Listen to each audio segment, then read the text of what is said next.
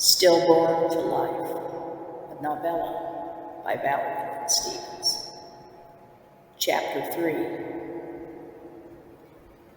In the year 1918, when my mother was 26 years old, she had come to know the best and worst of both worlds. All those years of a life lived in quest for all variances of escapism and hedonistic zeal had left her once raven hair prematurely white, and her once dark, luminous eyes dulled of any gleam or mystery. But as for mother's lust, it had grown all the more virile still. Her abhorrence for and intolerance of all things fascistic and its agents had culminated in her committal of a heinous murder just 2 years prior, involving one of many of her lovers. So my mother was further ill-fated to be on the run, as the long arm of the law posed its own egregious threat to mother's freedom and to her survival. Yet she had learned that there was just as much bondage in freedom as there could be freedom in bondage. Mother had grown increasingly embittered and malcontented with life, but most of all towards herself. All of her life, my mother had lived in dissension, and now was beginning to flirt with the possibility of acquiescence to a life more circumscribed and conventional. As a member of the New Gypsies, her crimes had run the gamut from robbery to prostitution to cold-blooded murder. One of the creeds of the New Gypsy clan adhered to very strictly was that any law not created solely by their own clan was to be regarded with severe skepticism and even suspicion.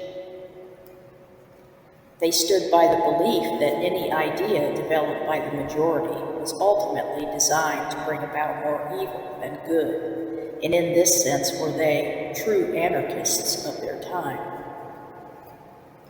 Yet despite their seemingly bohemian and savage ways, those of the New Gypsies were exceptionally intelligent and socially savvy, which is ultimately what aided them in a continued successful evasion of the law.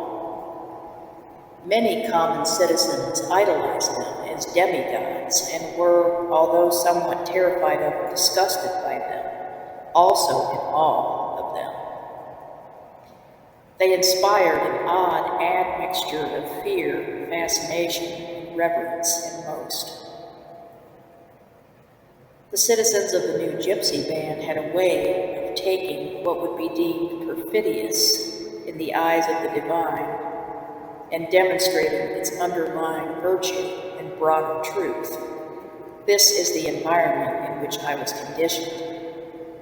And although in many ways it was a miseducation rampant and unfortunate, it was also informative in ways exalting and indescribably transformative in the end.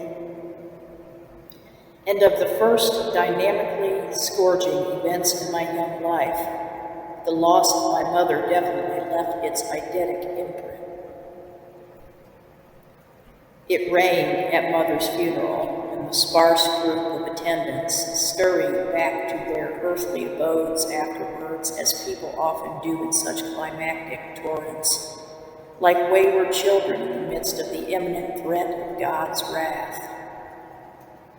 Mother had been murdered at the hands of an officer of the law as she was attempting to fend off his advances and escape what would undoubtedly be her own hanging after the gentleman had finished with her.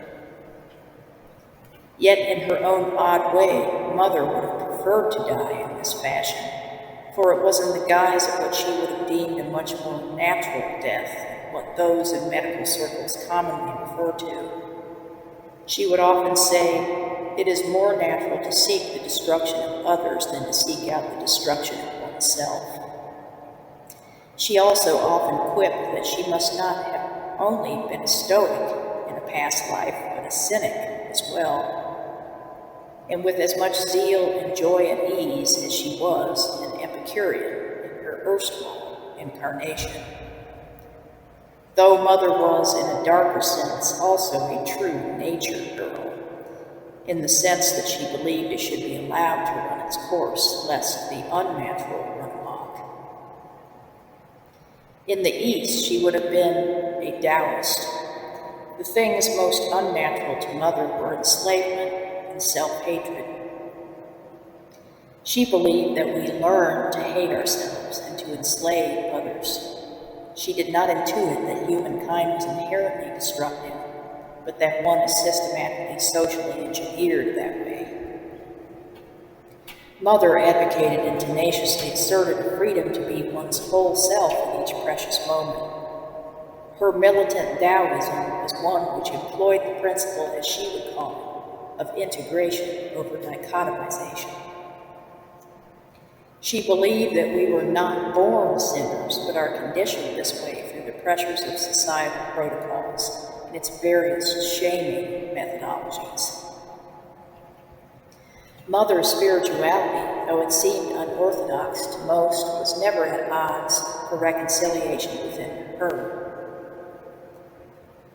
Many ceremonies were held to honor Mother within the new Gypsy society, yet no one of her clan tried to fight the powers that be concerning her wrongful death, for they were all too keen to the worldly wisdom that the officers' jurisprudence would never be brought into question, or supersede Mother's lowly caste in the eyes of those powers that be, nor society at large. Mother was just 29 years old when she was taken from me. I was 5. Contrary to how most others must have judged her, she was always a very attentive, nurturing, and tender mother to me. Yet I was left now to my father's care. My father went by the name John Barron and was associated with the doppelganger clan, the New Gypsies. Father was in my life from the night of my mysterious, silent, still birth and raised me after my mother's murder for the duration of my childhood and most of my adolescence. I learned much from Father. Along with his commanding presence and his rugged, dark good looks, he was also notorious for being a tried-and-true trickster. But his main passion was for philosophy and the arts. He was dubbed Renaissance for his multifaceted mastery of painting, sculpting, poetry, theater, song, and dance.